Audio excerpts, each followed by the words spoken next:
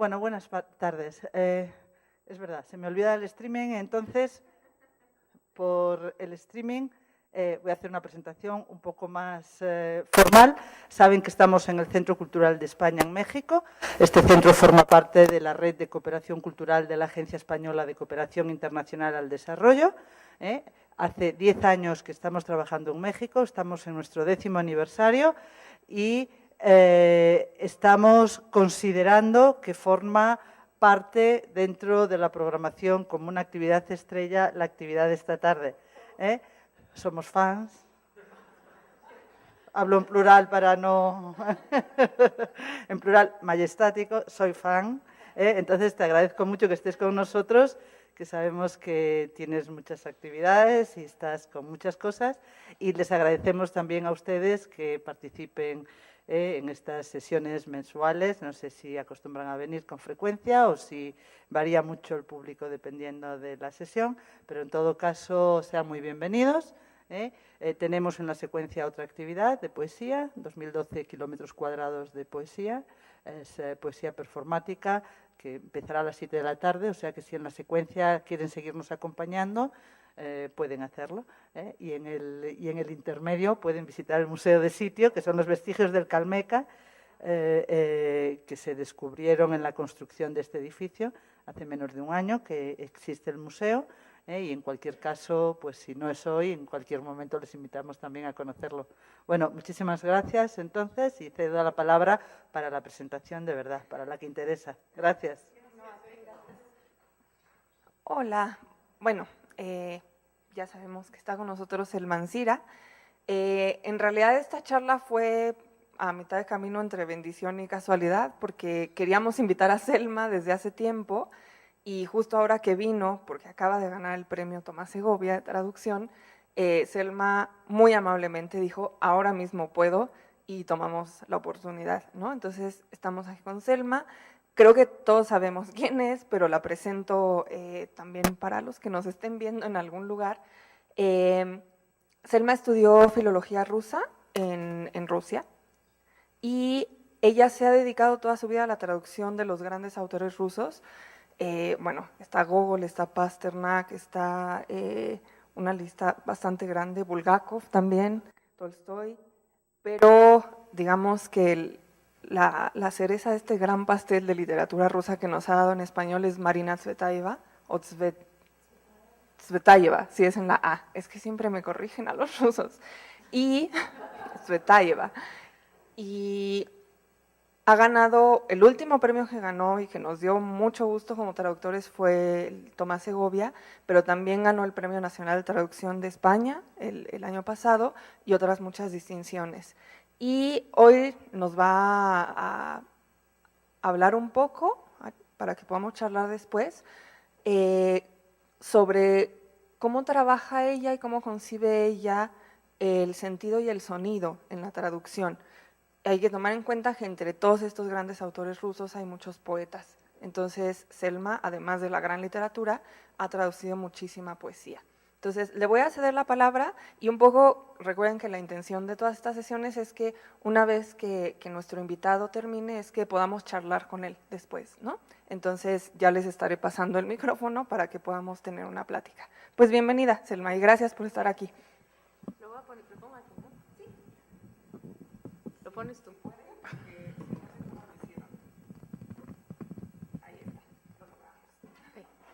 Bueno, yo titulé esta charla o la lectura de este texto, el texto se llama Largo viaje del sentido al sonido. Y se los voy a leer porque me cuesta menos trabajo leer que hablar y por esto lo traigo escrito, pero les voy a hablar un poco de cómo he traducido a Marina Tsvetaeva a lo largo de estos 32 años. Si los martillos nos dejan. Ok, largo viaje del sentido al sonido.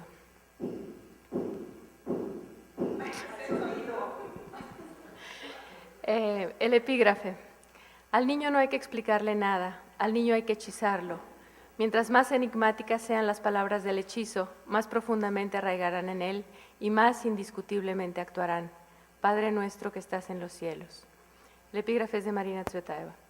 Comencé a traducir a Marina Tsvetaeva hace ya más de un cuarto de siglo, en el momento en que auténticamente hechizada para retomar sus palabras, llena de imágenes y de sensaciones tras la lectura de unas cartas que cayeron en mis manos por azar, no pude sino lanzarme a la aventura de la traducción. Acababa de descubrir un universo prodigioso, entablé con él un diálogo, tuvo lugar una conquista, porque el océano que leía con Tsvetaeva sus cartas, el viento que respetuoso se quedaba en el umbral para llevarla luego de vuelta al mar, aquella negra que en vez de estudiar francés comía violetas, me conquistaron. Me dejé seducir por el ritmo de la prosa, por la fuerza de las imágenes, por su manera de entender la poesía. Cito, la poesía es el ser, el no poder hacer de otra manera. Y así, antes de conocer su vida, antes siquiera de saber que Brodsky la consideraba el poeta más grande que diera el siglo XX, me enamoré de ella. Cito, hoy quiero que Rilke hable a través de mí. Esto en lenguaje popular se llama traducción. Cuánto mejor lo llaman los alemanes, Nachdichten, siguiendo las huellas del poeta, abrir de nuevo el camino abierto por él. ¿Qué importa que sea nach, es decir, en pos de, si dichten es aquello que siempre será nuevo? Nachdichten, abrir de nuevo el camino, siguiendo las huellas que fueron instantáneamente cubiertas por la hierba. Fin de la cita. Y empezó la cruzada, leerla, tratar de comprenderla, traducirla, tratar de publicarla, compartirla, darla a conocer, conquistar para ella un lugar en mi cultura, demostrar que detrás de ese conjunto de letras para nosotros casi impronunciables, Marina Tsvetaeva, se escondía un gigante. Me estaba estrenando como traductora. Entendía o intuía la traducción como la búsqueda de las palabras justas, precisas, de esas palabras capaces de transmitir el sentido, la preocupación, la intención del autor. Aún ignoraba que cada autor te pide ser traducido de una manera distinta, que cada uno dispone cómo hay que trabajar con él, que te sopla lo que su literatura necesita.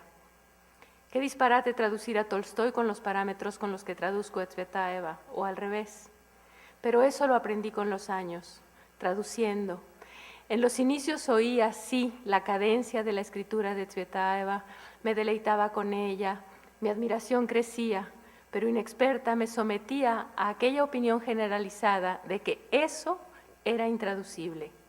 Así, digamos que convencida de esa imposibilidad, traduje buena parte de su obra, relatos, diarios, cartas, memorias. Les voy a poner un ejemplo sencillo. En El Diablo, un relato escrito en 1935, que yo traduje por primera vez para Anagrama en 1992, aparece un trabalenguas. En ruso suena así: Nagarie Ararat Tribarana Arali. Gara es montaña o monte. Ararat, el Ararat. Tribarana Arali, 3 carneros gritaban. En español, la primera vez que traduje ese relato, en 92, mi propuesta fue literal. En el monte Ararat, Nagarie Ararat, 3 carneros gritaban, Tribarana Arali. Es decir, conservé el significado y pese a la literalidad logré mantener el ritmo, pero faltaba algo, llamémoslo alas. Cito, se dice que Pushkin es intraducible. ¿Por qué? Todo poema es la traducción de lo espiritual a lo material, es dar con palabras los sentimientos y los pensamientos. Si ha sido posible hacerlo una vez traduciendo el mundo interior con signos interiores, lo que roza el milagro, ¿por qué no podría poderse restituir un sistema de signos con otro? Eso es mucho más sencillo. En la traducción de una lengua a otra, el material está expresado por el material y la palabra por la palabra, lo que siempre es posible. Fin de la cita. Como ven, Tsvetaeva poco a poco iba indicándome el camino. El oficio hace mucho, la convivencia también, las lecturas de su obra y de los libros que ella leía, los viajes en busca de sus huellas. Abro paréntesis. Durante estos años he visitado muchos, casi todos los lugares a los que está estrechamente vinculada Tsvetaeva y de los que habla una y otra vez en sus obras. Tarusa, Nido de las Flagelantes y el río Oká, donde pasó los veranos de su infancia con esas sugestivas lenguas de arena. Praga, en la que según ella solo cuenta el alma y sus alrededores, a los que siempre quiso volver. París, donde en 1909 estudió en la Sorbona, y también sus suburbios, en los que más tarde vivió ya no el esplendor, sino el exilio, la miseria y la incomprensión. Y el Ábuga, un poblado perdido en la República de Tatarstán, donde en agosto de 1941 acabó con su vida. Y Coctevel, bahía en tierra baldía, como le gustaba decir a Tsvetaeva, escenario de uno de los libros más bellos que escribió, Viva Voz de Vida. Visité el Berlín ruso de los años 20, la costa de Liguria, en fin, la lista es larga. La obra de Tsvetaeva es autobiográfica de principio a fin, no nada más su prosa, también su poesía, y de ahí la importancia para mí de acercarme a ella también a través de la geografía. Me gusta poder traducir las palabras, no solo con ayuda de una enciclopedia o un diccionario, sino echando mano de eso que te da el haberlas caminado, recorrido, respirado. Los sonidos entonces se llenan de contenido y en mi caso la traducción se enriquece. Cierro el paréntesis.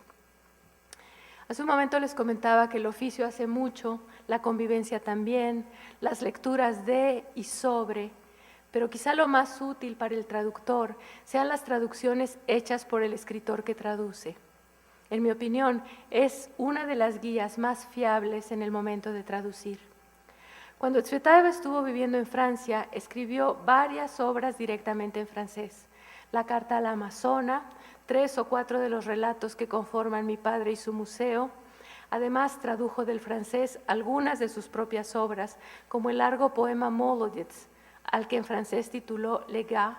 Y por último, también tradujo a Pushkin, cuando se conmemoraba el centenario de su muerte.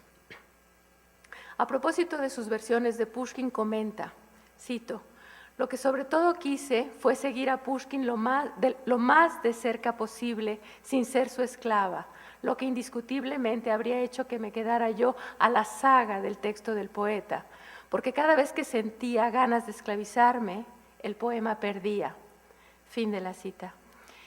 No solo sus traducciones de Pushkin, todo el cuerpo francés de la obra de Tsvetaeva tiene para mí, que traduzco a una lengua hermana, un gran valor, aunque solo sea por la elección que ella hace de algunas palabras claves y algunos giros reiterados en su obra. Con el paso de los años, mi oído se ha ido haciendo a la música de Tsvetaeva. Me siento más perceptiva a sus sonidos, a sus cadencias, al movimiento de sus frases, al pulso de sus silencios. A veces llego a oírla incluso antes de terminar de leerla. Tengo la impresión de que ahora ya no solo la intuyo, ahora la conozco. Además, he perdido el miedo a algunas palabras. He perdido el miedo al uso de algunas palabras. Estos años de convivencia con ella me han enseñado que muchas veces en su obra el lenguaje coloquial se codea con el más puramente literario. Pero volvamos al trabalenguas que mencioné al principio, aquellos carneros que gritaban. Nagare Ararat Tribarana Arali. En mis nuevas traducciones intento dar prioridad al sonido, siguiendo las pautas que ella me ha fijado, de modo que para mantener la música del trabalenguas he tenido que transformar a los carneros en arados, como en su momento ella transformó en un poema de Pushkin los olivos en naranjos. Y se lo explica largamente a André Gide en una carta. ¿Por qué razón cambia los olivos a naranjos? Por sonido. De manera que ella me dio, de alguna manera, el permiso de cambiar los carneros en arados. De manera que mi propuesta actual, en la traducción que acabo de publicar en un libro que se llama Entre el cuento en el paisaje caprichoso de la literatura rusa, es la traducción que hice recientemente. La propuesta que yo hago es: en el monte Ararat 3 arados araban. Esto me ha permitido conservar el sonido ara, Ararat, Barana, Arali, Ararat, arados, araban, ese sonido ara que los carneros del original se habían comido. La escritura de Marina Tsvetaeva es musical. Lo que más le interesa es la expresividad melódica y rítmica. Es musical aún en sus diarios y en sus cartas. Permítanme otro ejemplo, también muy sencillo. En Libre Tránsito, que forma parte del libro Indicios Terrestres, que son sus diarios de la Revolución y que traduje por primera vez en 1991, Tsvetaeva menciona a Stepan Razin, héroe popular, célebre además por haberle regalado su amada al Volga, la tiró al río, y juega con los sonidos. Dice, por ejemplo, «Da y slova samo Stepan, siena, saloma, step». Siena, saloma, step, es decir, y la propia palabra Stepan, el heno, la paja, la estepa. Esa fue mi traducción literal la primera vez que traduje los diarios. Ahora, siguiendo las pautas que la poeta fija y echando mano de las posibilidades que me brinda mi lengua, propongo, y la propia palabra Stepan, la estepa, la paja, el pan.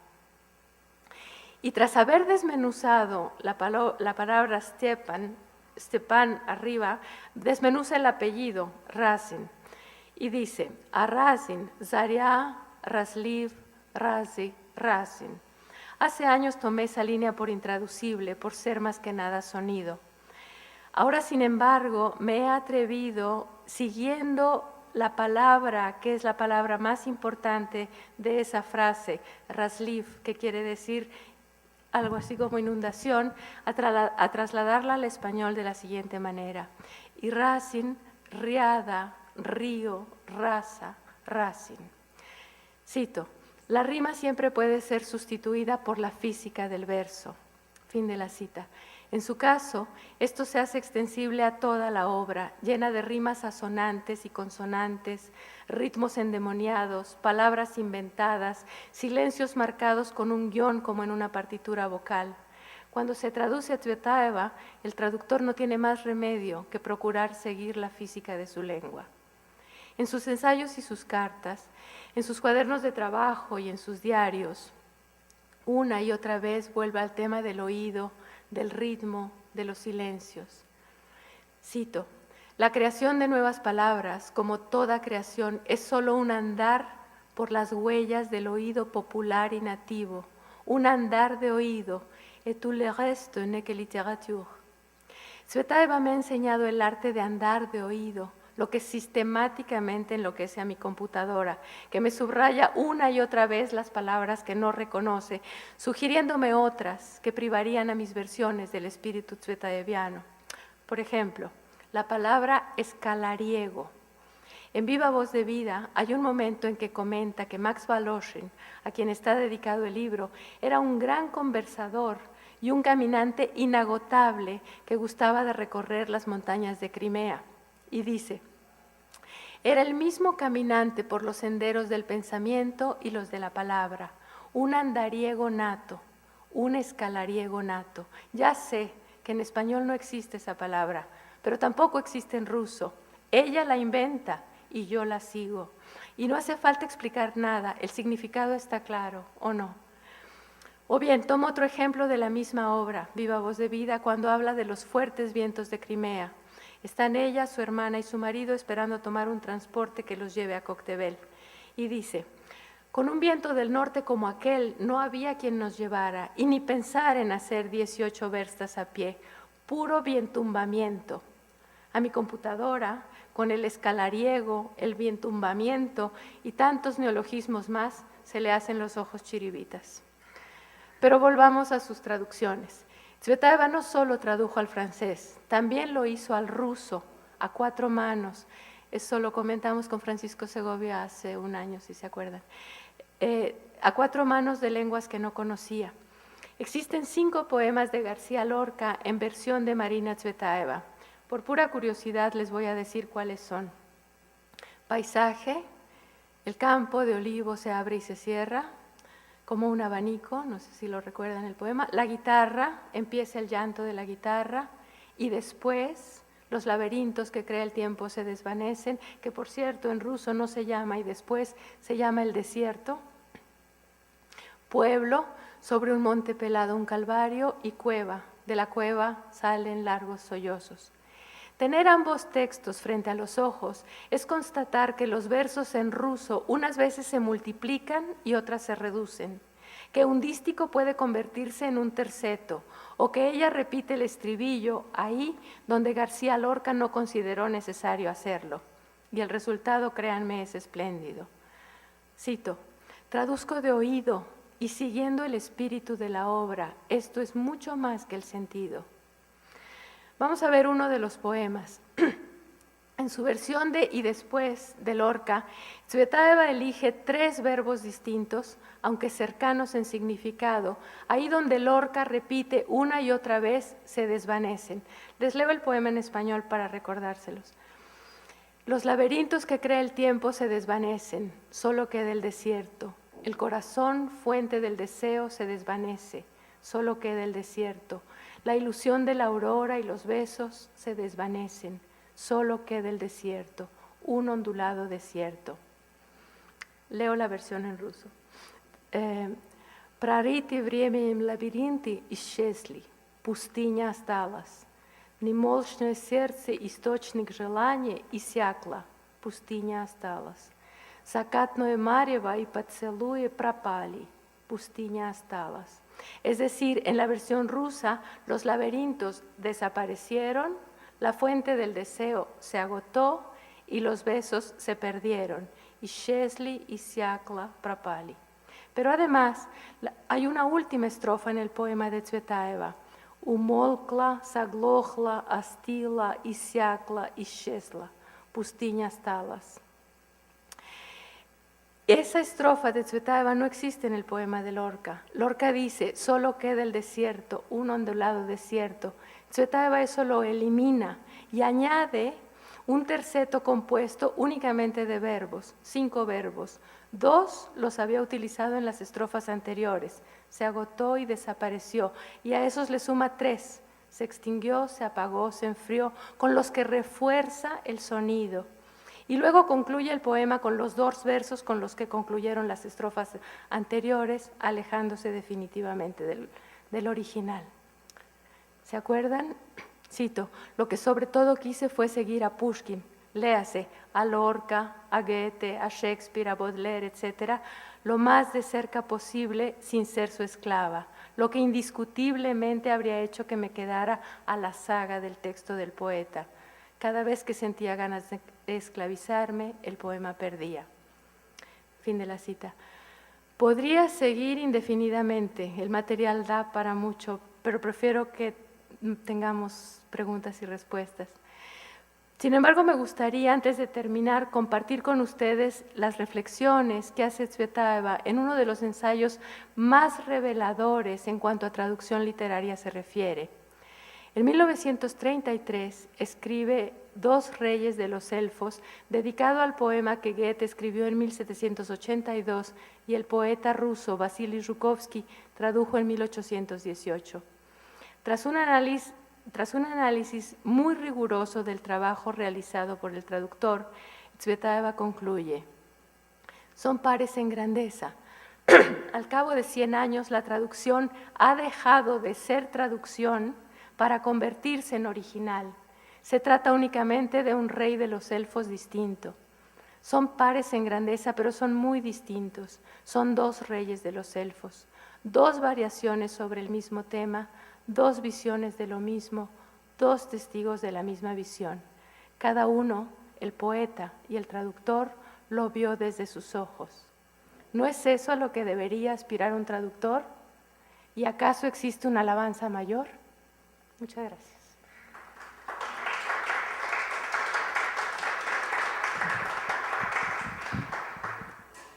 Pues no sé, yo hice un texto un poco, pensé que eran solo traductores los que venían a la sesión. Si alguien tiene alguna pregunta o algo que le haya sugerido la lectura de estas líneas.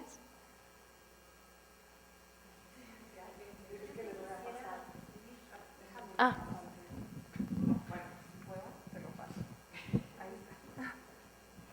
Son 2 preguntas en realidad. Una es una petición. Si podrías repetir la cita de Tsvetaeva sigo el sonido en referencia a los poemas de Lorca. A ver si la encuentras por ahí. Ajá.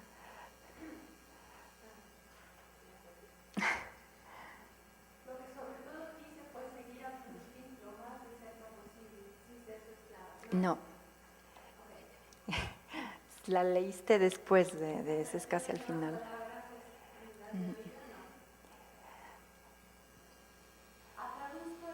Eso.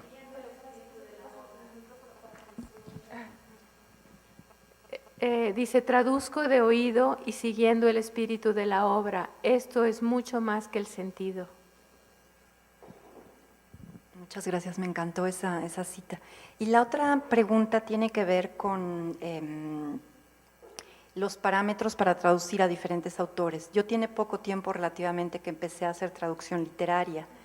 Y sí, efectivamente la experiencia de traducir a un autor es diferente de traducir a otro, pero a mí hasta ahora los parámetros o la forma en que traduzco me la había dado el lenguaje del propio autor. He traducido obras en su mayor parte fáciles de traducir, un lenguaje más coloquial, más, incluso podría decir pobre, sobre todo un autor. Bueno, en este caso, no sé si coloquial sea, como más cotidiano, como menos elaborado. Tradujo un autor alemán que él escribe en inglés y luego se traduce al alemán él solo, y luego yo traduzco al español del alemán o del alemán y del inglés, haciendo a veces versiones nuevas. Pero no es un idioma, no es una lengua muy elaborada y es bastante accesible. Traduje por otro lado a un autor suizo que usa imágenes muy plásticas, muy poéticas, con muchas metáforas, entonces eso requería otro tipo de lenguaje también en español. Pero hay, además del ritmo o del sonido, algún otro parámetro que te permita acercarte a uno o a otro autores, o cuáles serían los criterios que tú consideras para traducir. Yo plantearía la cuestión al revés. No hay parámetros que te permitan acercarte al escritor. Yo te diría que el escritor te fija los parámetros con los que hay que traducirlo. Por ejemplo, y ni siquiera, vamos a ver, podríamos ir más allá. Traducir a Tolstói no es lo mismo que traducir a Tsvetaeva, ya quedó claro, pero traducir a Tolstói no es lo mismo que traducir a Dostoyevsky tampoco, porque son sensibilidades distintas, lenguajes distintos, ritmos distintos. Pero traducir los diarios de Tolstói no es lo mismo que traducir la prosa, digamos las novelas de Tolstói, ¿ok? Y traducir las cartas de Tolstói no es lo mismo que traducir los diarios de Tolstói. Y traducir una entrada de los diarios de Tolstói más lírica no es lo mismo que traducir una entrada de los diarios de Tolstói, del Tolstói ya más cercano a la muerte, cuando lo que le interesaba era hacer una prédica religiosa o filosófica, digamos, ¿no? O sea, el trabajo del traductor es importante y es divertido y es ameno porque no te permite un minuto bajar la guardia. Siempre tienes que estar muy atento a lo que el texto te está diciendo. O sea, los parámetros para traducir un autor te los dicta el autor mismo. Esa es la experiencia que yo tengo. O sea, si yo hubiese traducido de la misma manera que traduje los diarios de Tolstói, La felicidad conyugal, que es una novelita, en mi opinión, espléndida, creo que no habríamos vendido ni la mitad de la primera edición y vamos en la tercera, se publicó hace 3 meses. Pero porque fui siguiendo lo que la prosa literaria de Tolstói me iba diciendo, ¿no? Eso yo pienso que el mayor secreto que yo les puedo descubrir a los traductores es eso, que no bajen la guardia, que tengan el oído siempre muy aguzado, porque el texto habla, el texto mismo les va a indicar lo que tienen que hacer. Es por lo menos como trabajo yo. De nada.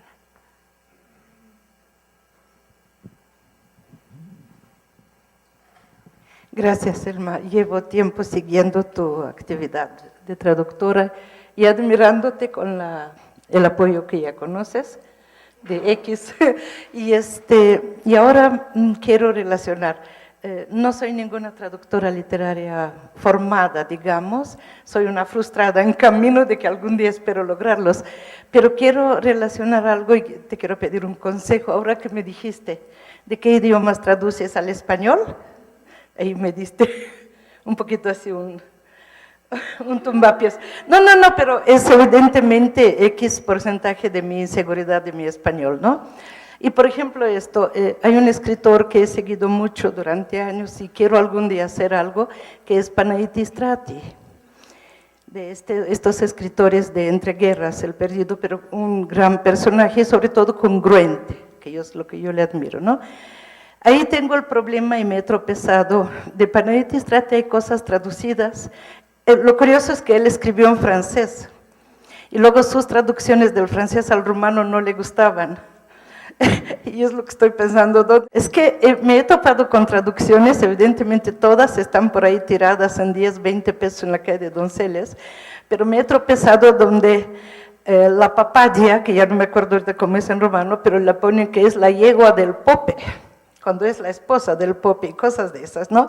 Entonces sí me gustaría darle lo más cercano, digamos, por mi natal rumano, digamos, y por mi conocimiento de francés, sí atreverme a pasarlo en un buen español porque me duelen los tropiezos que hay, ¿no? Panaiti Strati es un escritor que hay que rescatar, definitivamente. Entonces, pero además de todo, me has inspirado. Gracias. María, lo que pasa es que es complicado porque, a ver, para empezar, a mí me cuesta mucho trabajo pensar que se puede traducir a una lengua que no es la lengua materna. No quiero, o sea, es mi opinión. Quiero decir que necesitaría uno ser, que no lo soy, necesitaría ser perfectamente bilingüe, a lo mejor tú sí lo eres, perfectamente bilingüe como lo fue Nabokov, por ejemplo, para poder manejarte en las dos lenguas con igual soltura. De otra manera, siempre pienso, me produce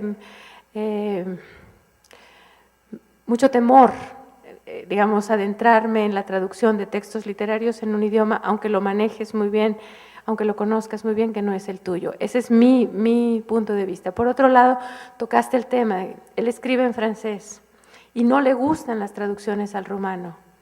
Ok, si él escribe en francés y el traductor rumano ya comete errores y tú vas a traducir del rumano, vas a acarrear los errores del otro traductor al español. O sea, una traducción de la traducción lo que hace es acarrear los errores del primer traductor y sumarle los del segundo, porque todos cometemos errores cuando traducimos. Yo no sé si quizás, es que no sé qué decirte.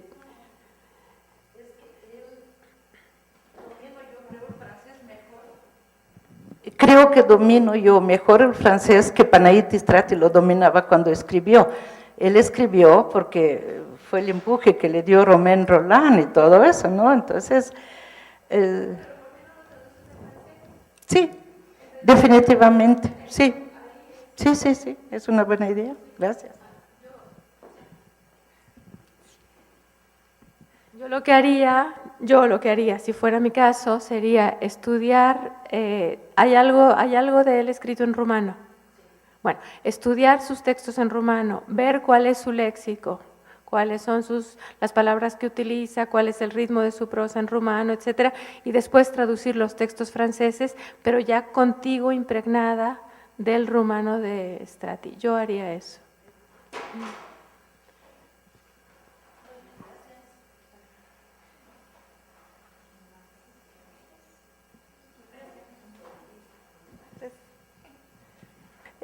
Ay, qué complicado es esto del micrófono, ¿cierto? Sí, es un tormento.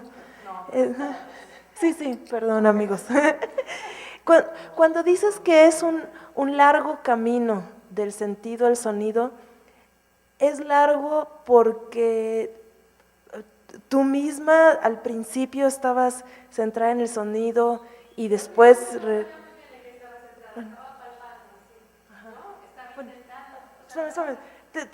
Termino la pregunta y luego, para si no vamos a estar así. O porque percibías desde el principio que estaba lo del sonido y era difícil convencer al entorno, ¿o qué? Como comenté al principio, cuando me puse a traducir el primer libro que traduje, lo hice por una necesidad como vital, ¿no? De compartir esas cartas que a mí me habían hechizado con la gente que no tenía la fortuna de leer ruso. Y estaba tan absolutamente hechizada, acababa de salir de la universidad, todavía estaba estudiando, estaba en el doctorado y me lancé a traducir sin preguntarme nada, simplemente traduje tan sin preguntarme nada que traduje las cartas del Rilke del ruso. Por eso te digo que la traducción de la traducción es problemática. O sea, traduje el libro completo del ruso directamente. Tatiana Bubnova hizo las primeras estrofas de los poemas, ella, rusa viviendo en México, pero bueno, ella escribe en español, todos la conocemos, es una autoridad. Pero no me hizo todos los poemas, son poemas muy complicados, muy difíciles. Ella tradujo las primeras estrofas y sacamos el libro en siglo XXI, en 1984, con Selman Sira traduciendo olímpicamente a Rilke, sin conocer una palabra del alemán, con ayuda, eso sí, del hijo de Pasternak, que yo pedí ayuda, toqué en su casa y fue súper gentil y durante meses, tarde con tarde, iba yo a que me explicara aquellas frases interminables de Boris Pasternak y aquellas figuras tan oscuras de Tsvetaeva, y él sí dominaba el alemán, entonces juntos resolvimos los problemas, digamos, pero fue una traducción de la traducción. Han pasado 32 años, ¿no? En esos 32 años yo he entendido muchas cosas, he aprendido muchas cosas y una de las cuales es que no se puede traducir de la traducción. Entonces, cuando hace 2 años decidí volver a traducir los textos que había traducido de Tsvetaeva al mero principio, cuando que te decía, no sabía tampoco muy bien lo que estaba haciendo, yo iba palpando, ¿no? Como a ciegas. Vas traduciendo el sentido, vas traduciendo lo que dicen las palabras. Pero en ese momento ni conocía a Tsvetaeva como la conozco ahora, ni tenía ningún tipo de oficio. Fui dando martillazos y quedó lo que quedó. Quedó un libro precioso que hizo historia en México, pero con estos fallos. Precioso, ¿por qué? Porque le metí el alma y el corazón y todo el amor del mundo y se hizo, es un libro que se hizo con amor, pero tenía estos fallos, traducir de la traducción. Tras 32 años, 30, porque a los 30 empecé a retraducir, lo primero que traduje de nuevo fueron las cartas del verano, empezar por el principio. Entonces yo me limité a traducir las cartas escritas en ruso, le pedí a Dan Kovacic, un traductor excelente, chileno radicado en España, como yo, mexicana radicada en España, también premio nacional, etcétera, etcétera, muy amigo, una persona entrañable, que hiciera todos los textos alemanes. Él tradujo todos los textos alemanes, yo traduje los rusos, y con la mancuerna que hacemos con Pancho Segovia, tradujimos todos los poemas juntos. También después con Pancho llevo trabajando 20 años por lo menos, si no más, 24, no sé cuántos. Entonces, ya con eso hicimos los poemas completos, la carta de Año Nuevo que le dedica Tsvetaeva a Rilke cuando se entera de su muerte, el poema Desde el mar, Tentativa de habitación, poemas muy complicados y muy difíciles que en la primera edición, que es el libro que más quiero en mi vida, el de siglo XXI, habían quedado incompletos. Entonces te digo, es un largo camino, a lo largo de todos esos años vas entendiendo dónde no lo has hecho bien, qué hay que volver a hacer y cómo. Yo al principio, o sea, creo que es muy generalizada la idea de que traducir es coger el texto y traducir, y ya, no traducir lo que ahí dice, lo que ahí pone, como dicen en España, pone el texto. Pues no es eso traducir. Eso es transportar de un idioma al otro, pero la traducción no es eso, traducir va mucho más allá de eso. Yo creo que para traducir lo que les leí hay que saber, hay que conocer al autor. Lo ideal es haber leído al autor en profundidad todo lo que ha escrito, porque entonces entiendes el universo, lo que te decía María, leer todo lo rumano de Strati para que estés con eso en la cabeza, leer los libros los que se han escrito sobre los traductores, sobre los escritores, sobre todo si son escritores como Tsvetaeva, ¿no? Tan polémicos y tan... A mí me ha servido mucho también leer los libros que leía Tsvetaeva, los libros que leía Tolstoy, porque entonces entras en su mundo. O sea, yo no sabía, ignorante de mí, quién era Sigrid Undset, hasta que Tsvetaeva me llevó, tras 4 veces o 5 de leer, que ese libro era el libro más tal, fui a la librería y me lo tuvieron que pedir, porque tampoco en este momento no se lee Sigrid Undset en ningún lado del mundo, creo yo, o muy poco. Lo encontré, el libro, lo leí, y ahí me llegaron cosas que no había entendido de mi poeta. O sea, traducir no es coger el texto y ponerlo en español. Hay mucho trabajo detrás. Y yo creo que eso es lo fascinante, pues, ¿no? Porque si no, qué aburrido nada más pasar de aquí a allá, eso lo hace Google muy mal, pero lo hace, ¿no? Pero todo lo que hay detrás del trabajo, eso es lo que es fascinante para mí. ¿Alguien más? Sí, sí.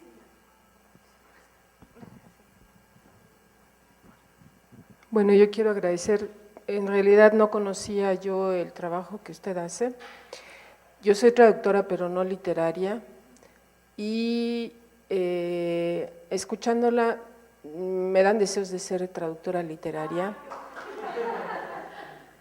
Y me llama mucho la atención lo que decía en relación con el ir, o sea, como hacerle caso al oído y dejar el sentido para seguir el espíritu.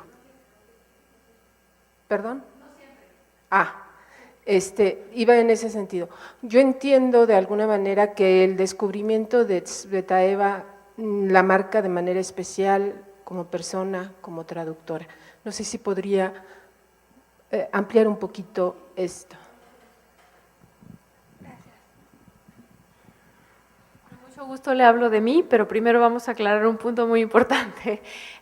Yo cuando hablé del sonido, estaba hablando de la poesía, de la traducción de un poema. En el caso de Marina Tsvetaeva, también de la traducción de la prosa, porque es una prosa poética, es una prosa que tiene una cadencia, un ritmo, etcétera.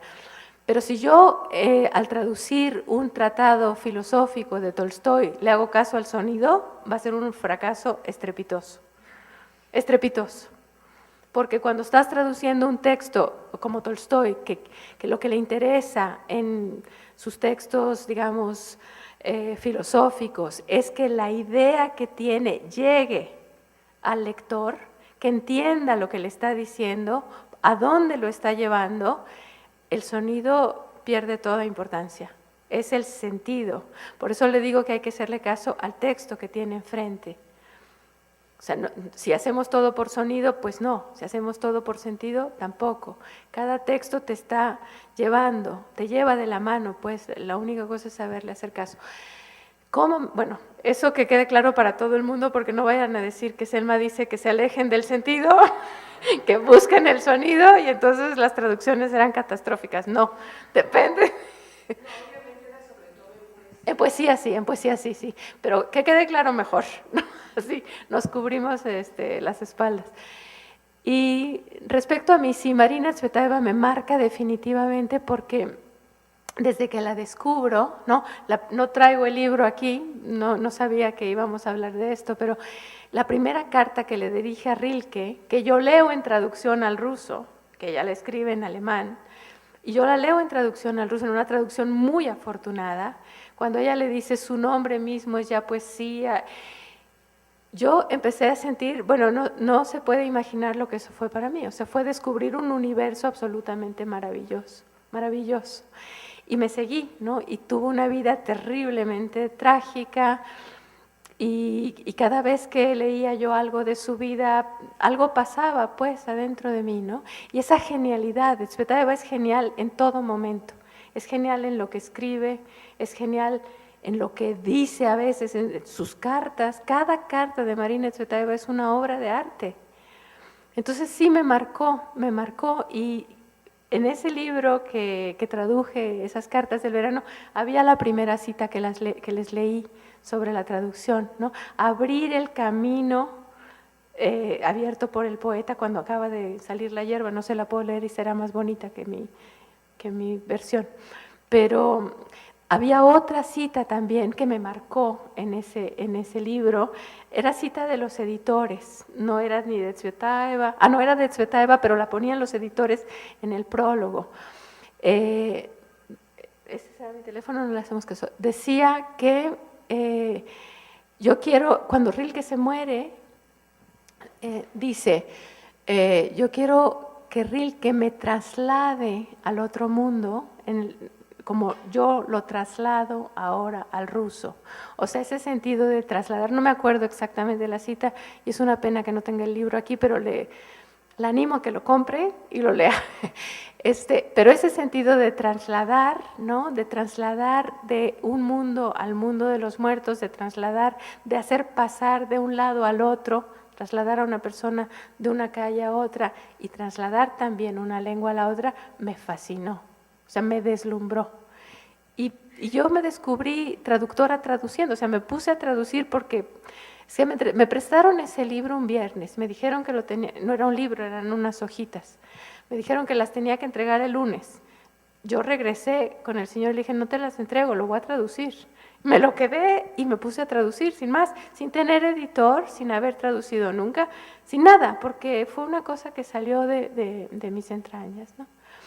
Y hasta la fecha yo sigo traduciendo a Marina Tsvetaeva, ahora estoy, además de retraduciendo las primeras traducciones, estoy traduciendo un epistolario, otro epistolario absolutamente prodigioso, que son las cartas que le envía a Ana Teskova, una amiga suya que vivía en Checoslovaquia, y cada carta me produce, me abre mundos, ¿no? Cada frase, cada carta. Sí, es definitivamente el autor que más me gusta.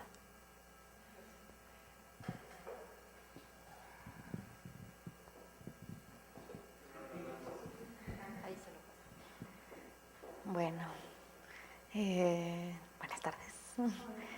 Mi pregunta, cuando pienso en la traducción de poesía y en el ejemplo de Ararat, me pregunto si cómo escoger, bueno, me surge la duda, si es hacer sonar el ruso en el español o que el español como reverbere ese ruso. Yo no sé. El ejemplo del Ararat, el ejemplo, qué horror. El ejemplo del Ararat es un trabalenguas, no es un poema, ¿ok? Y ahí yo tenía la palabra clave, que era Ararat, que tenía que respetar en español, ¿sí? No así en otras palabras, ¿no? Pero aquí, como no le podíamos poner al Ararat Popocatépetl, o sea, ¿me entiendes? O sea, había que respetar el Ararat, tuve que jugar con esos sonidos. Pero no sé si te fijaste en la cita que leí a propósito de la física, seguir la física del lenguaje. Cada lenguaje tiene sus propias posibilidades, ¿no?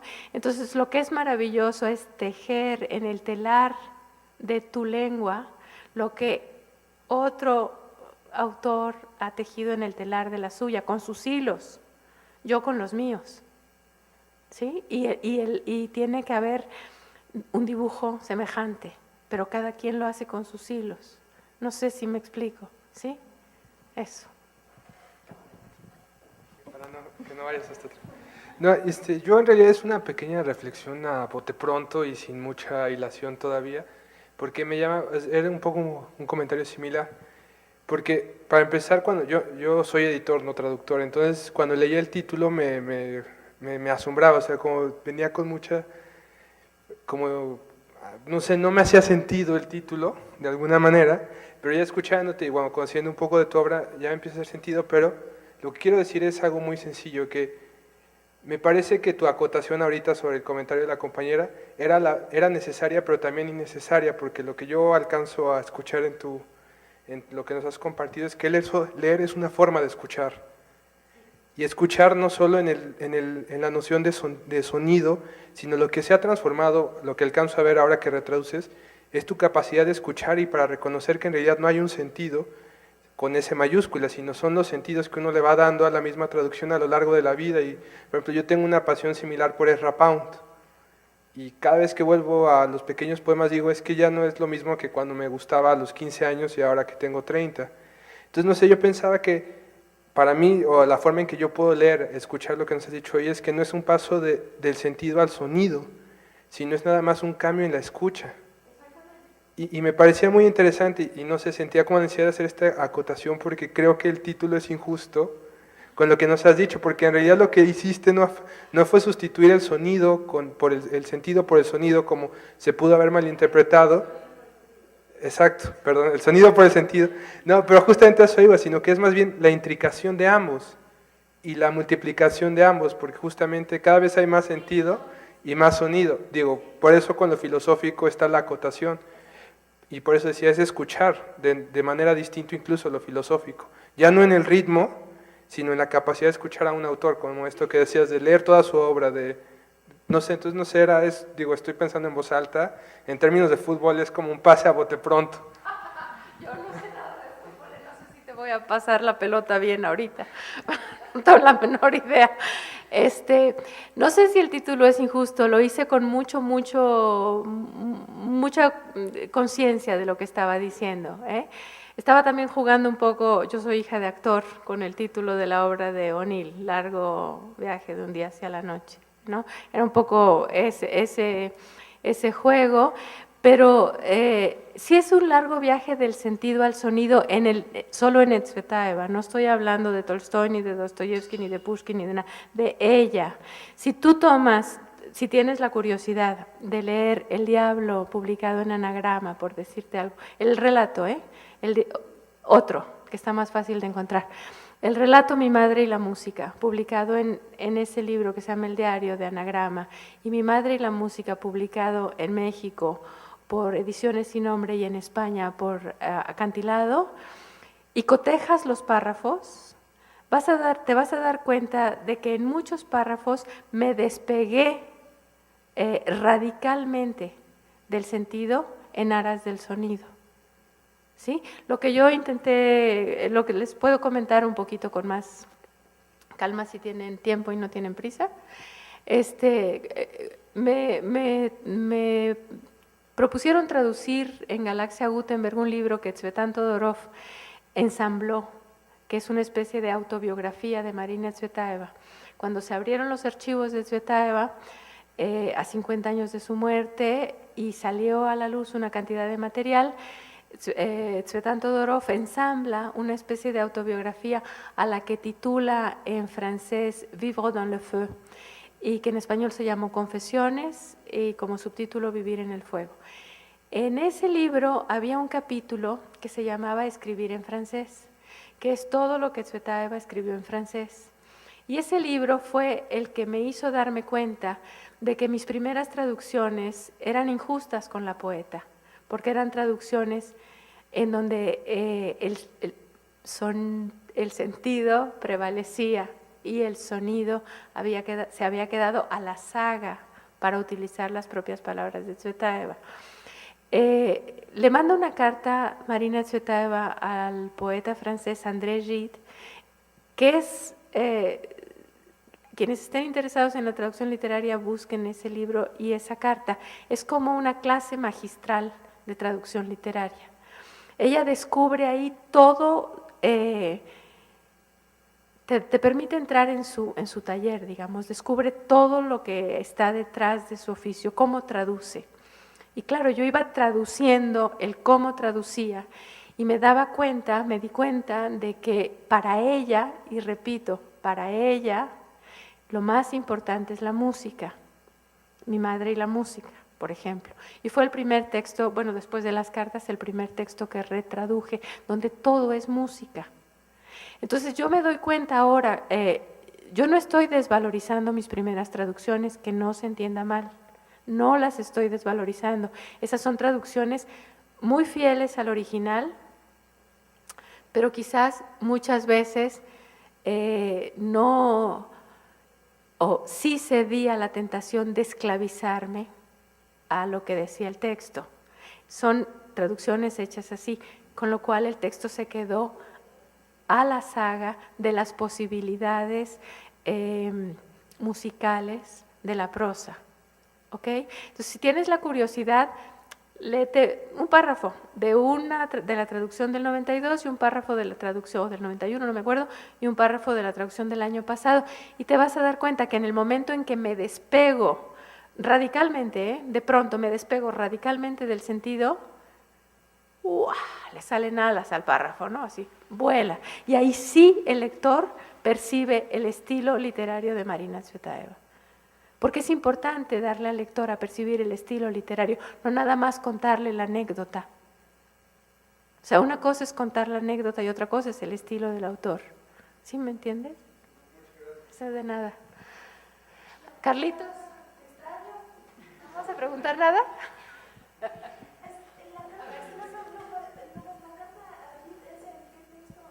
La carta Gide está en ese libro que se llama Confesiones. O sea, ni Tsvetan Todorov ni yo quisimos protagonismo. Entonces, como si fuera un libro de Tsvetaeva, Marina Tsvetaeva, Confesiones, Vivir en el fuego. Y todo el capítulo, no tiene pierde el capítulo que se llama Escribir en francés, no tiene pierde. De verdad, varias de las citas que les leí aquí son de ese capítulo. Sí, señora, el texto original es en francés. Yo lo traduje del francés. Sí. Galaxia Gutenberg. En francés está publicado en una editorial que se llama Seuil y se llama Vivre dans le feu. No te quiero poner en compromiso. Buenas tardes. Yo también soy traductor, yo traduzco de japonés a español y a mí yo lo que he hecho, ahora me ha inspirado muchísimo esta plática. Me sentía inseguro porque yo decía, literalmente, puede estar más exactas las versiones en inglés, pero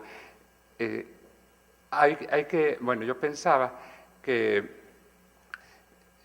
eso no se entendía en español y yo tenía que traducirlo del japonés, pero además agregaba yo un sentido, yo trataba de respetar el sentido, pero además agregando una cosa.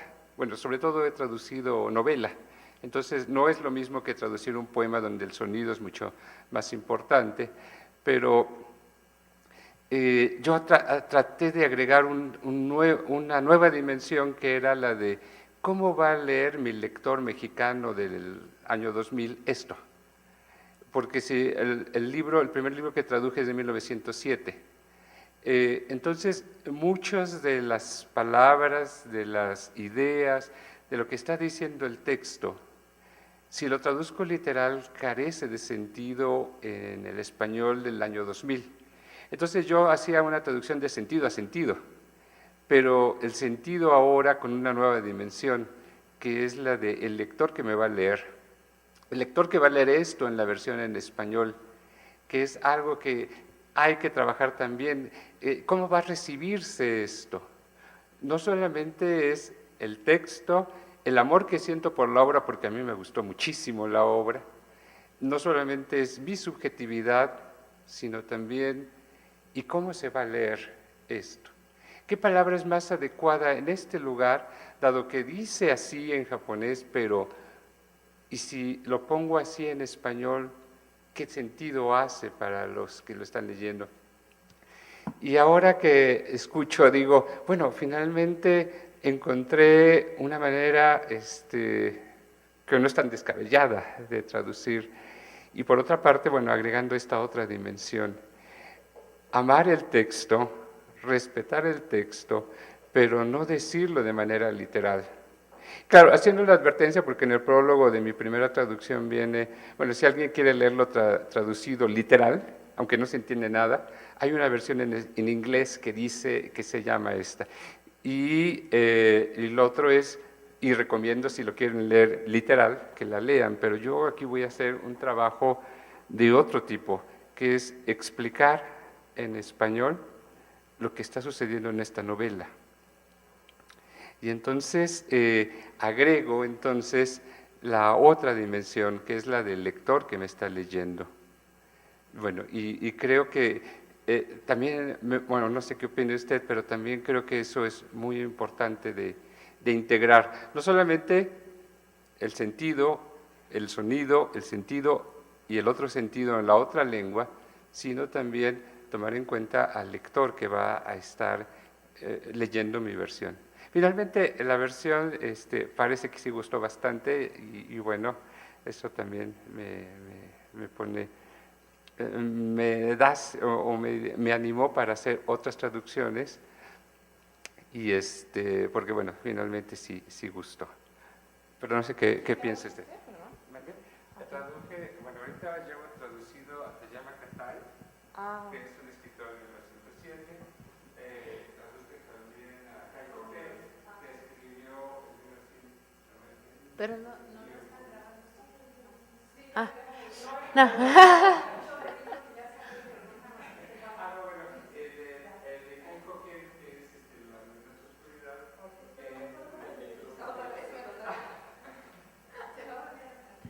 No, rápido, nada más dinos cuál libro, de qué libro. Bueno, las experiencias han sido, pero también cada experiencia es diferente, cada libro es diferente. Ok. Título: El edredón de Tayama Katay, La luminosa oscuridad de Kai Koken, y recientemente Vida de una mujer amorosa de Seikara Ihara Seikaku.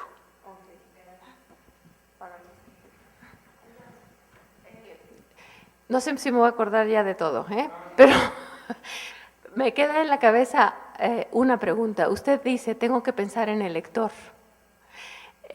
Una novela de 1907, ¿cómo paso eso al español del 2012, al español de México del 2012? Yo le hago una pregunta. ¿Qué quiere decir cuando dice pensar en el lector? ¿Adaptar el texto? ¿Qué quiere decir cuando dice pensar en el lector?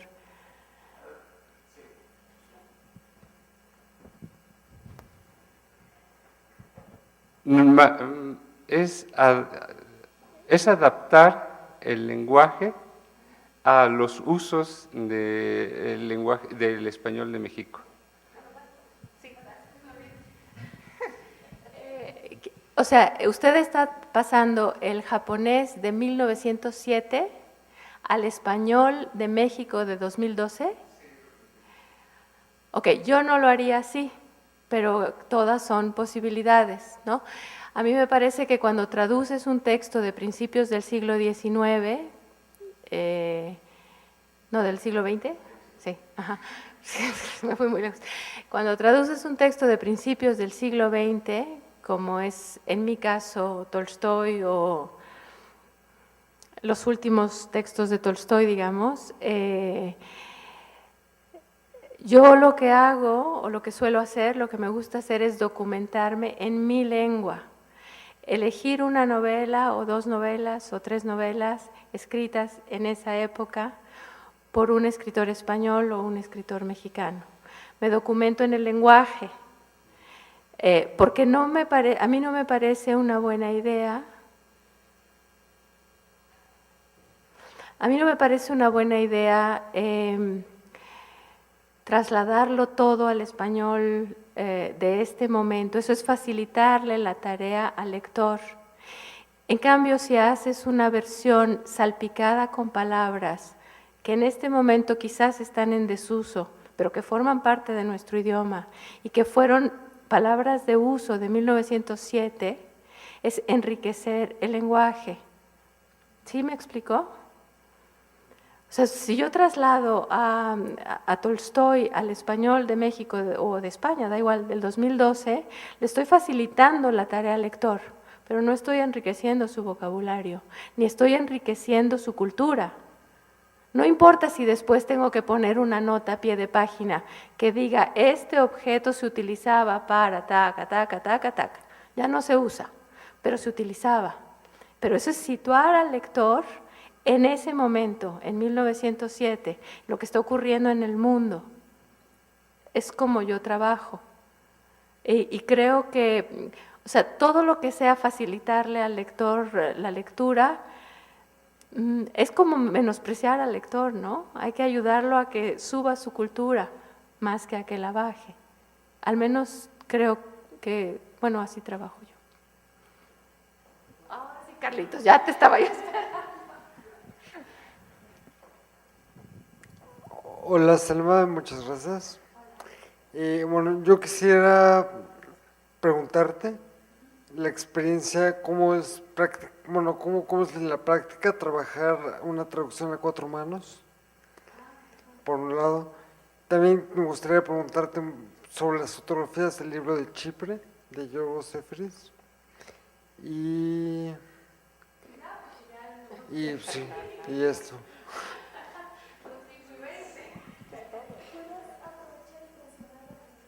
Sí, a ver, trabajar a 4 manos es muy gratificante, sobre todo si trabajas con un poeta de la altura y del tamaño de Francisco Segovia. Yo he traducido en mi vida con 2 poetas a 4 manos. El uno es Gerardo Torres, con quien traduje El prisionero del Cáucaso, de Alexander Pushkin, y todo el resto de la poesía que forma parte de mi biografía literaria la he traducido con Pancho Segovia. ¿Cómo trabajamos? ¿Quieres saber el método? Es largo. Bueno, yo hago una versión literal, a veces incluso respetando el orden de las palabras. Se la mido, le digo, Pancho, estos son, por decir algo, endecasílabos, ¿no? O las medidas rusas o las medidas griegas del verso. Se la leo. Si estamos en el mismo país, se la leo de viva voz. Si no estamos en el mismo país, se la grabo y se la mando. Entonces él utiliza los largos trayectos en la Ciudad de México con un cassette en el coche y va oyendo el poema, hasta que encuentra la medida del poema en español. No siempre es evidente, ¿eh? No. Entonces, cuando él ya encuentra la medida del poema, me dice, lo vamos a hacer en eñasílabos, por decir algo. Ok, Pancho. Entonces me manda una primera versión. Yo veo si esa primera versión, y ahora volvemos a lo que tú me preguntabas, se despegó tan en exceso que ya no tiene nada que ver con el poema, o si no, o si realmente creo que puede haber una palabra distinta a la que él ha utilizado, pero que le dé alas al poema. Le mando todas las correcciones en rojo o en verde o en lo que sea. Él me las regresa a la segunda versión. Y así, para no hacerte el cuento largo, a veces llegamos a 7 u 8 versiones, ¿no? Hasta que ya quede el poema, creemos, listo. Luego cuando lo vemos publicado estamos sufriendo para que llegue la segunda edición, para cambiar las palabras que se nos ocurrieron por el camino, porque lo de la traducción es el cuento de nunca acabar, ¿no? Siempre tienes ganas de incorporar una corrección, vamos, a veces hasta una coma me quita el sueño, ¿no? Es tremendo. Entonces, eso es así como trabajamos con Pancho. Sí, bueno, y las fotografías de Yorgos Seferis, y efectivamente aprovecho para invitarlos mañana a la presentación del libro Chipre, que tradujimos Pancho Segovia y yo. Es un libro que no existe en la bibliografía de Yorgos Seferis, lo inventamos nosotros. Lo inventamos a raíz de que habíamos traducido la poesía completa de Yorgos Seferis, y de pronto yo me enteré, por esas casualidades maravillosas que la vida me regala con cierta regularidad y espero me siga regalando, que Yorgos Seferis había sido fotógrafo y que había tomado fotografías en Chipre. Entonces vi las fotografías en el momento de la conferencia esta, que fue la que me hizo enterarme de esto, y la cabeza que me va muy rápido pensé, ¿por qué no hacemos el poemario que Seferis dedica a Chipre con las fotografías de Chipre? Luego me entero que Seferis tiene un epistolario que se llama Cartas Chipriotas. Digo, hay que sacar los pedazos de las cartas que tienen que ver con la isla. Y después me puse a revisar, y Pancho también, los diarios de Seferis, y fuimos entresacando las entradas de los diarios. Y para no hacerles el cuento largo, como a mí me gusta trabajar de una manera un poco sui generis, nos fuimos a Chipre para seguir las huellas de Seferis. Y ya en Chipre nos dejaron entrar a los archivos de Seferis. Entonces tuvimos los originales de Seferis. Entonces nos autorizaron a fotocopiar o a escanear, ya no me acuerdo, creo que fue escanear, algunos de los originales. Entonces creamos un libro que incluye todo lo que Seferis escribió sobre Chipre, esa isla que suena a lo mejor, pero de la que sabemos muy poco, una isla prodigiosa en el Mediterráneo oriental, y lo publicó con Aculta gracias al entusiasmo igualmente desmedido de Laura Emilia Pacheco. porque cuando yo le hablé a Laura Emilia Pacheco y le conté el proyecto, le dije, Laura, se me hace que podemos hacer, y me dijo, ya está, lo publica con Aculta, y fue entusiasta hasta el final. La edición es preciosa, preciosa realmente.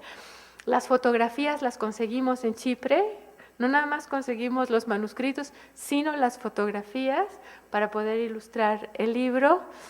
Y pues eso, es un libro único. Los griegos ahora dicen que los mexicanos han engrosado la obra de Seferis en un volumen que se llama Chipre. O sea que estamos muy contentos.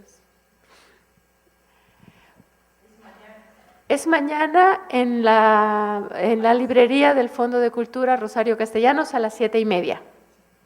Vamos a estar Pancho y yo, y nos modera Julio Trujillo, y nos va a hacer el honor de venir Hugo Gutiérrez Vega, para hablar también un poco de su experiencia griega y chipriota.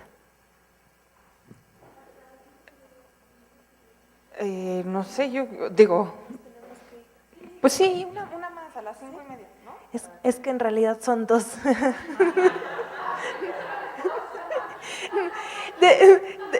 Dentro, pero son breves. Dentro de estas mismas como recomendaciones que de algún modo haces para los traductores, me acordaba con lo que le comentabas al compañero, esta cuestión de leer textos en español de la época o de otros momentos. Me recordaba el comentario que alguna vez nos contaste que te hizo Sergio Pitol, de mantener fuerte, robusta tu lengua, ¿no? Eso por un lado, como que pudieras abundar un poquito más en esa recomendación.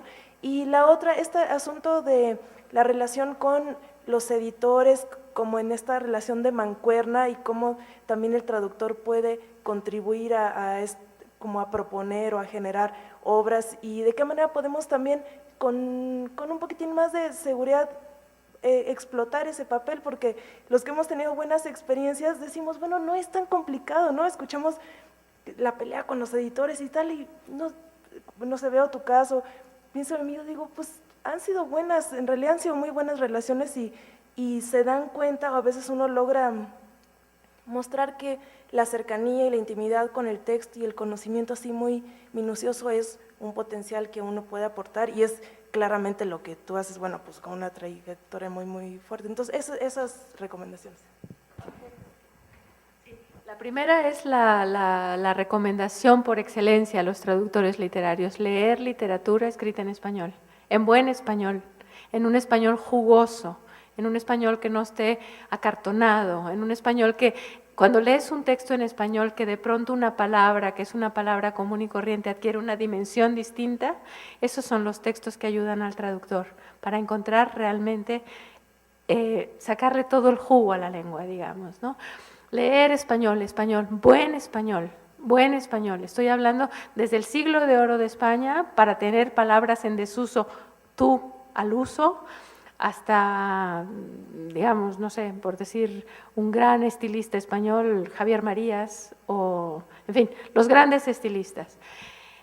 Definitivamente es la recomendación más importante que yo recibí en su momento y que intento transmitir siempre a quien me pregunta, ¿qué puedo hacer para ser traductor? Leer en español. Y la otra es una pregunta fantástica, bueno, no pregunta, un comentario, una provocación, para que hable yo del tema. Efectivamente, no siempre el gremio de traductores tiene buenas relaciones con el gremio de editores. Efectivamente, muchas veces se quejan que si el nombre no está en la portada, que si no nos pagan bien, que si… sí, hay momentos difíciles, pero mi experiencia personal es que un traductor tiene mucho que aportar en una editorial. Si tú conoces, digo, si yo no hubiera traído el libro de siglo XXI y don Arnaldo Orfil en su momento me hubiera dicho, está bien, mijita, después de todo lo que le conté a propósito del libro, vamos a publicarlo, Tsvetaeva no habría nacido en siglo XXI, no habría nacido en español en México. Yo creo que los editores, en su gran mayoría, vamos, no conozco ninguno que no, todos los editores están abiertos a las propuestas de los traductores. Están abiertos a oír qué tenemos que proponerles nosotros, que somos los que nos movemos en los universos que traducimos. O sea, un editor traduce de todas las lenguas, yo me muevo solo en 2. O sea que mi conocimiento siempre irá un poco más allá o conoceré más a fondo algunos temas que un editor puede conocer por gente que le lee o lo que sea, pero no todos los editores leen todas las lenguas. Entonces, un traductor de húngaro puede aportar mucho a un editor, un traductor de ruso, un traductor de inglés, sus preferencias, sus pasiones, y yo sí creo que los editores están abiertos, al menos ha sido mi experiencia. Cada vez que he llegado con un editor a proponerle un texto, la puerta del editorial se ha abierto. No creo que debamos tener miedo a hacer eso. Es otra de las funciones de los traductores. Como es otra de las funciones de los traductores presentar sus libros en la provincia para que la gente lleguen a otras personas. O sea, traducir no es solo, se los repito, traducir no es solo tomar el texto y ponerlo en español. Tiene muchas facetas nuestro oficio y todas fascinantes. No hay una que sea desagradable, todas son maravillosas. Desde proponer el texto al editor, después enfrentarte al texto, traducir el texto y hacer lo que estoy haciendo yo ahora en México. Acabo de venir de una gira por Veracruz, presentando mi paisaje caprichoso de la literatura rusa. Y lo presenté en 3 plazas, en Veracruz, en Jalapa y en Huatusco. Y fueron 3 públicos totalmente distintos. Sí. No, fantástico. En Veracruz lo presenté en el Instituto Veracruzano de las Artes, me parece. En Jalapa, en la Galería de Hombres Ilustres, no me acuerdo, y en Huatusco en la calle. Me pusieron un toldo, una mesa y unas sillas. Llegaron profesores de prepa con sus alumnos de prepa que nunca habían oído hablar de un tal Tolstoy ni de un tal Dostoyevsky.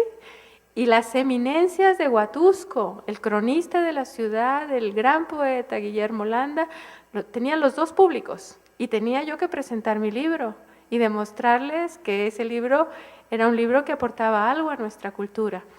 Me decanté primero por los muchachos. Les digo, bueno, ¿han oído de Tolstoy? No. Bueno, pues les voy a contar. Les conté de Tolstoy.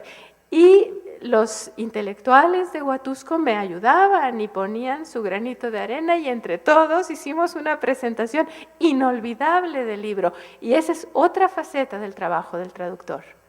No llegaría mi libro jamás a Huatusco si yo no hubiese ido a hablarles de los autores. Es otra de las facetas de nuestro trabajo. O sea, que no tengan miedo. O sea, traducir abarca un abanico increíble de posibilidades. Y todas son nuestras, nosotros las tenemos que hacer. Desde proponer el libro, traducirlo, cuidar la edición. A mí me gusta, por ejemplo, proponer las portadas de mis libros. Yo siento el libro así, llevo la portada, si le gusta al editor, pues órale. Y, o sea, tú haces tu libro, pues, es una labor muy bonita. Bueno, y con esto me tengo que ir corriendo. Muchísimas gracias.